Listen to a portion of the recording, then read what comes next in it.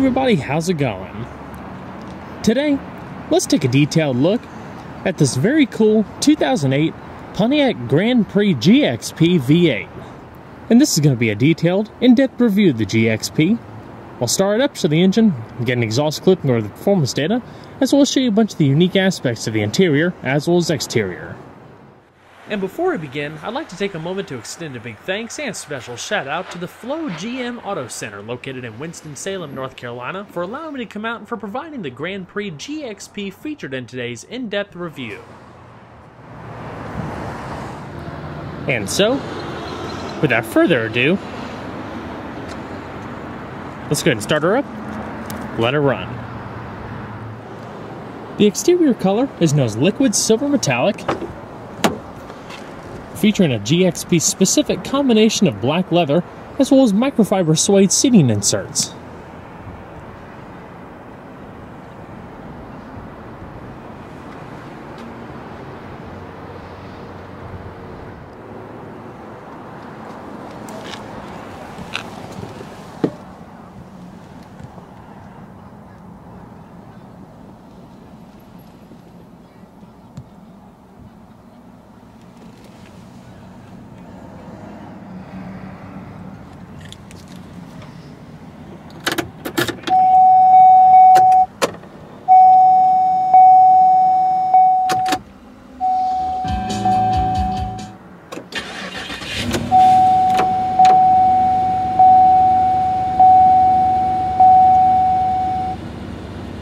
Gotta love the unique sound of that 5.3 liter V8.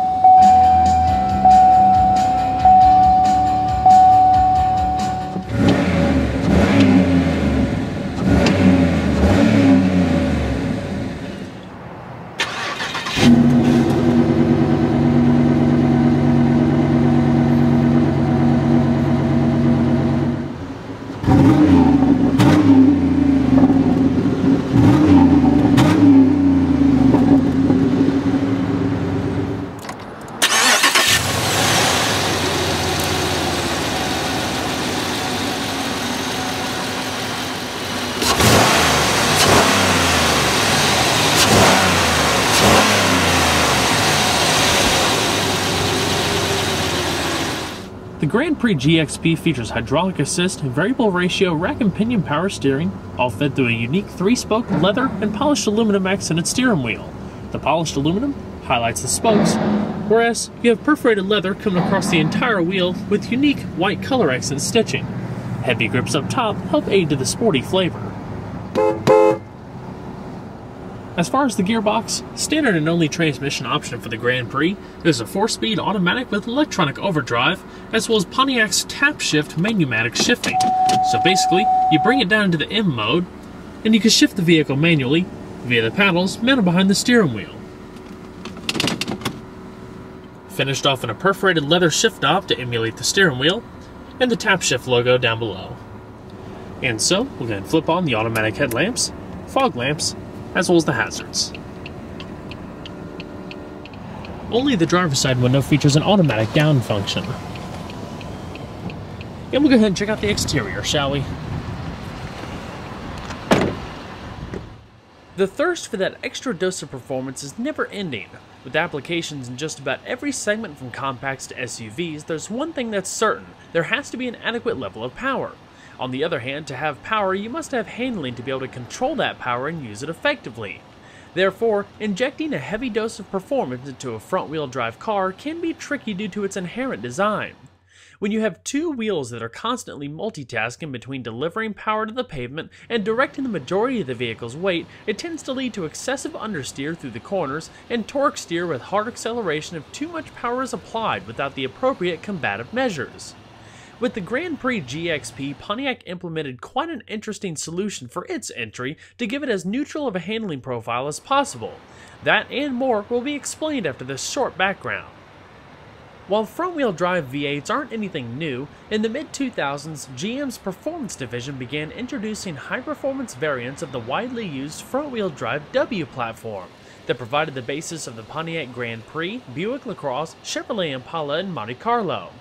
This spawned a new generation of specially tuned sedans designed not only to be faster and more powerful, but to handle better, stop quicker, and have a greater degree of high-speed stability than a typical family sedan.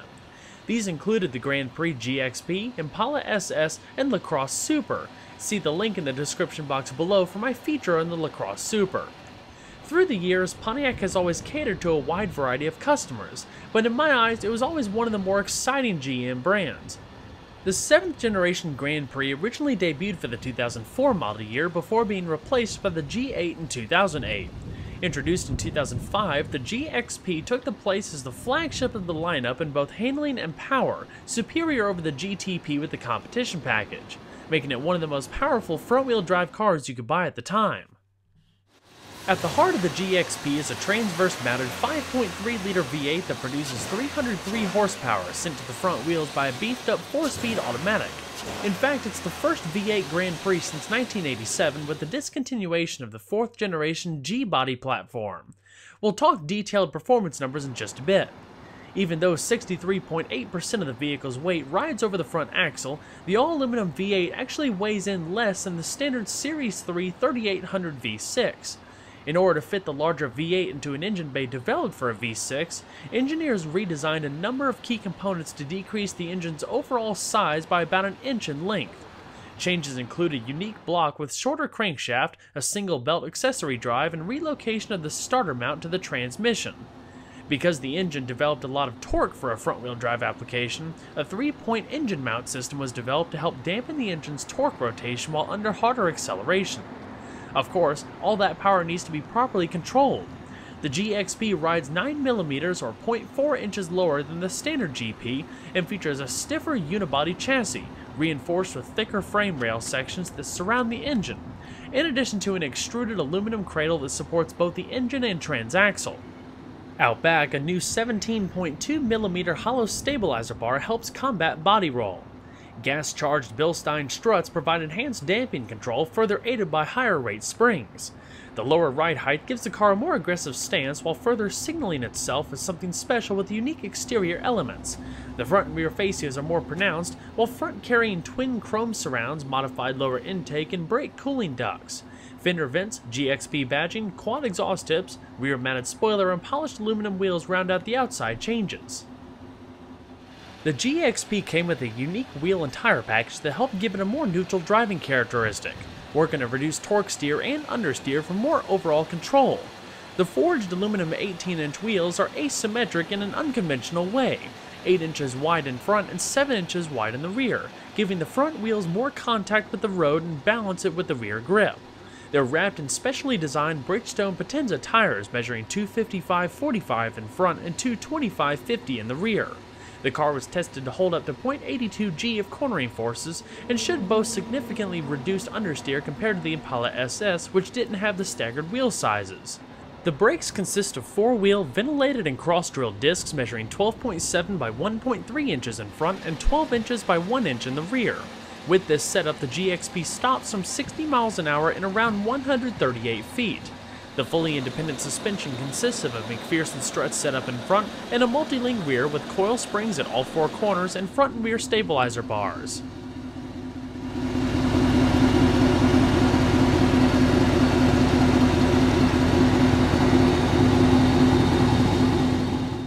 Overall length is 198.3 inches with a width of 73.8 inches and a height of 55.8 inches, riding on a wheelbase of 110.5 inches. Total curb weight, as you see here, is around 3,632 pounds. So we're going to pop the hood. The GXP, as we've touched on, is powered by a modified transverse-mounted version of GM's 5.3-liter small block LS4 V8. The all-aluminum engine features a classic pushrod design with 2 valves per cylinder, hydraulic lifters, port fuel injection, and a compression ratio of 10:1. It produces a respectable 303 horsepower at 5,600 RPM and 323 pound-feet of torque at 4,400 RPM with a red line of 6,000 RPM. This translates to a 0 to 60 time as quick as 5.7 seconds, while the quarter-mile flashes by in 14.3 seconds at 98 miles an hour. Top speed is limited to 143 miles an hour. As far as fuel economy, the V8 features GM's displacement on demand, or renamed active fuel management in later years, which allows 4 cylinders to shut off while cruising to a V4 format, boosting mileage by about 20%. With a 17-gallon fuel tank, EPA estimates range between 18 miles to a gallon in the city and 27 on the highway. The interior fit and finish of the 7th generation Grand Prix is much improved over the 6th gen, but still falls a bit short in overall quality of materials when compared to other cars in its class. Pontiac has a very unique style to the interior, centering all of the main cabin controls around the driver with plenty of circular air vents. The door panels feature subtle touches of soft touch material and satin and aluminum brightwork, part of the GXP package. A large amount of storage down below, and all of your power windows, power locks, power mirrors are all located above the door handle. Not to mention your trunk release. Across the middle portion of the door you also have a bit of perforated trim. The seats are unique to the GXP and feature a combination of leather and ultra-luxe suede for a grippier midsection. White color accent stitching trails around all of the edges. They provide a nice amount of support and comfort overall, and feature partial power and manual adjustments, power sliding tilting, power lumbar, and manual recline. The attention to detail is pretty decent overall, nothing too spectacular, but they do have a nice amount of lateral support with heavier defined bolsters across the sides. The headrests adjust up and down, as do the seatbelts with standard side airbags. GXP aluminum door sill entry guards, and a standard tilting steering wheel. A telescoping function wasn't available. A little bit of satin silver and brushed aluminum trim also accents the steering wheel and other key areas of the vehicle. The circular air vents are wrapped in subtle chrome trim, and everything's nicely finished off within a light gray headliner. A sunroof was optional. So let's go ahead and see if she sounds.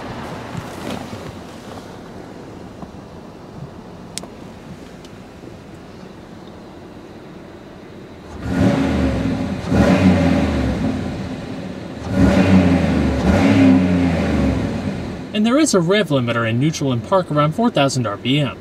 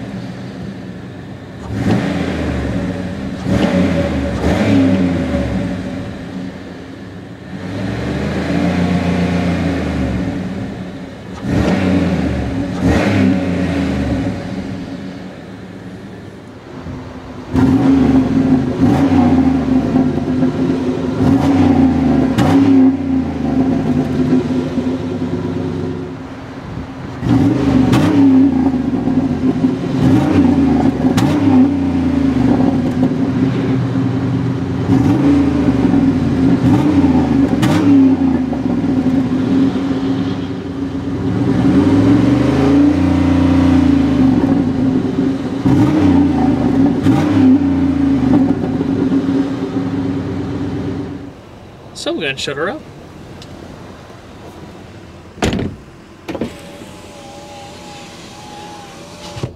Now this GXP features the optional premium monsoon audio system with an in-dash AM/FM radio with 6-disc CD changer and auxiliary integration. Not to mention standard XM satellite radio. A nice sounding audio system overall that packs a reasonable punch.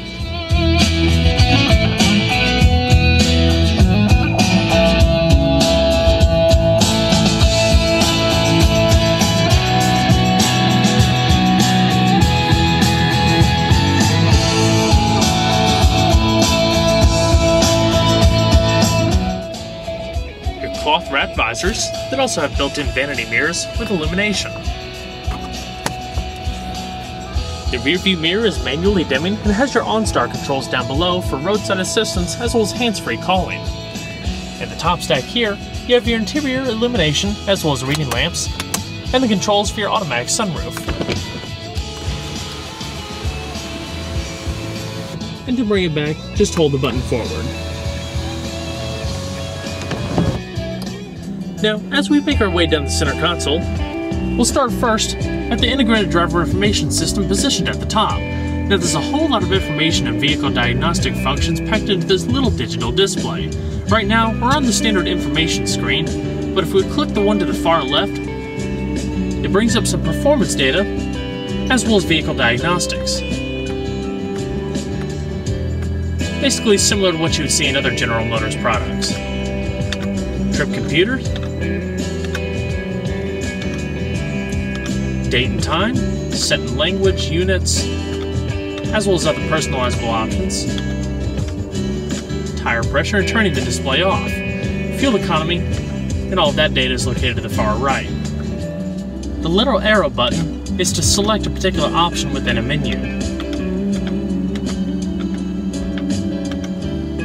Other than that, it's pretty simple. Continuing down further is your simple to use radio. Your basic commands are located up top here, changing the band, going between CD and auxiliary, and seek and scan. Rewind and fast forward is here, as well as your preset stations, or selecting tracks at random, and your other radio controls down below, including your audio and equalizer settings, clock adjustment, and more.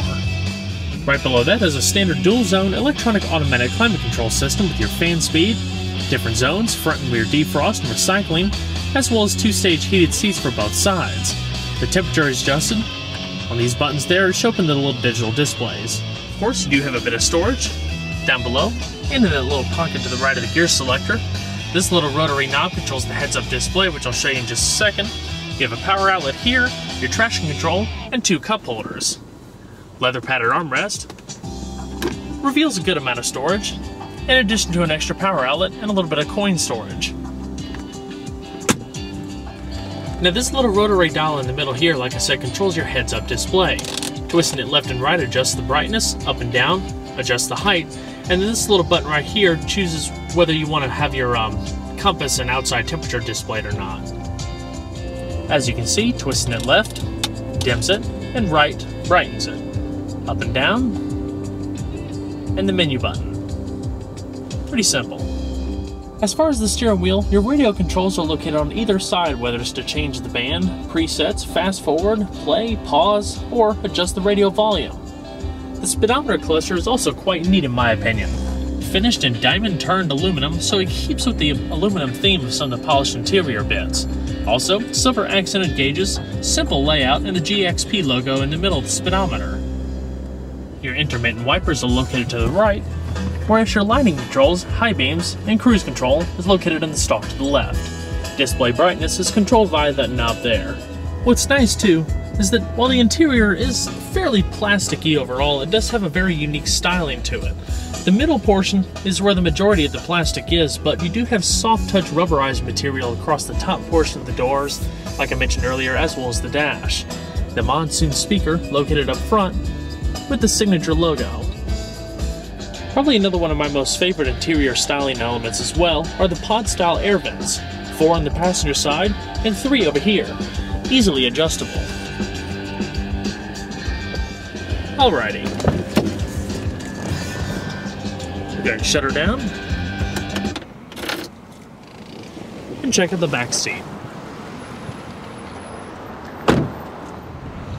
Some of the cool tidbits about the back seat of the Grand Prix, for one, is how wide the rear doors open.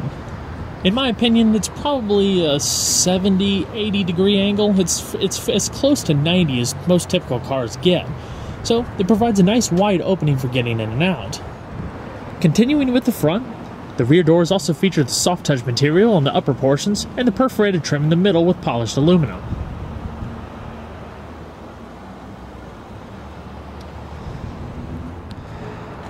The back seat itself also features the combination leather as well as microfiber suede inserts. And they kind of sit nice and low, like a little bit of a bucket style. Another nice thing is if you need more storage space in the rear, all you have to do is fold down the seats, and they fold down in a 60-40 split fashion as long as the front seats are up a little bit more, so they'll fold completely flat. That way you can load extra cargo all the way to the front. Probably one of the coolest elements, though, is the passenger seat. If nobody's sitting up there and somebody's sitting back here, you can actually fold that seat flat and make like a little bit of a picnic table. And I'll show that when I hop in just a second. Now, even though the Grand Prix is a larger car, the back seat can be a little bit intimate for people over 6 feet, as far as legroom is concerned. That largely depends on how tall the people are sitting in front of you. The roof is also at a pretty good height for climbing in. You don't have to duck too much, but again, people over 6 feet might just want to be a little bit more cautious. Now, I'm between 5'10", 5'11" or so, and with a comfortable seating position for myself up front, I probably have about an inch and a half of leg room, something like that, and maybe an inch and a half, couple inches of headroom depending on where you lean back. As far as overall rear comfort, I would say that it's decent at best. I mean, it's not overly plushy or anything like that, but does have a good amount of lateral support across the sides. It does sit you down a little bit low like a bucket seat. But one thing that I really wish that it did have was an armrest. I kind of feel like, there is a good one on the door here, but my arm's kind of lacking a little bit as far as something to kind of hold you from going this way. But you're also able to sit 3 people back here with a middle seat belt. There's 2 cup holders down below here, illumination for both of the passengers, as well as coat hooks and grip handles. Now, probably one of the coolest things about the back seat, and definitely something unique that sets the Grand Prix apart, is the fact that you could fold down the passenger seat if nobody's sitting up here to make a flat tray. You can, of course, take out this little cargo net right here if you desire, and then you basically have a little bit of a picnic table. So if you wanted to eat back here or anything like that, if you're taking a vacation, you don't always have to do it in your lap. You can put a laptop there, whatever you want. It's pretty convenient in my opinion. So in looking at it first person, this is what you see. Just a single handle here, and just fold it forward. If you fold it all the way, it will lock in place, so you're going to need to hit this unlock button again to bring it back. But as you can see, I can do it with one hand. It's pretty light. And as far as a few first-person clips, another thing that I'd like to make mention too about the overall comfort, I feel like, for lack of better words, my bottom needs to be just a little higher. The seats are dipped out a little too much, so that my thighs and stuff aren't really supported. They're just kind of pushed up into the air as such. I'm sure it would be different for someone who's a little bit shorter. Like I said, I'm between 5'10", 5'11", but it's just something to be aware of if you're going to take it on a cross-country trip or some extended vacation. The 2 cup holders, and the cool style dash.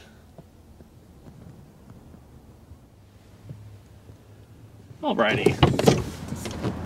So let's go and check out the rest of the vehicle, shall we? Pop the Grand Prix trunk and you'll find 16 cubic feet of total cargo capacity out back behind the rear seats. Of course, you can fold the seats down like I showed you a second ago if you need to expand the cargo space all the way to the front. You do have a cargo net in the back, and it's pretty decent overall. There's no extra hinges or anything like that to impede cargo capacity.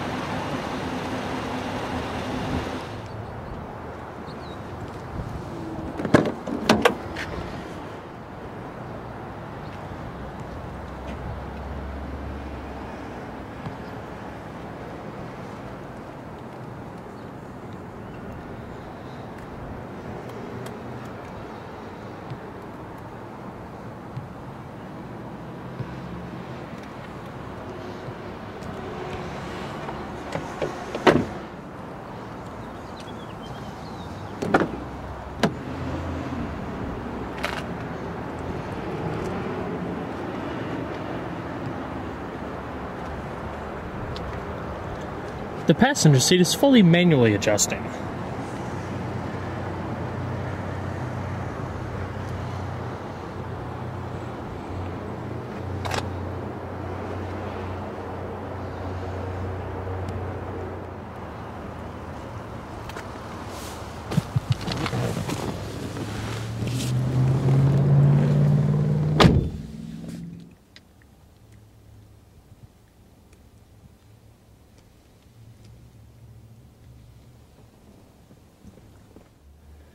You also have a locking glove box down below with a modest amount of space.